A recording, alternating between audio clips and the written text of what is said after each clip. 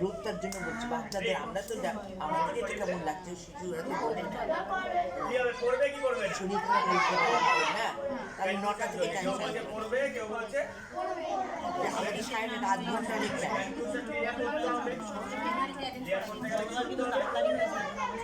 আরো আগে ছিল হয়ে গেছিল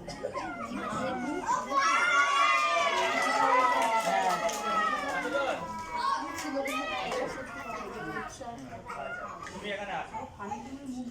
জল খেয়েছো বেশি করে জল খেয়েছো না অল্প খেয়েছো বসো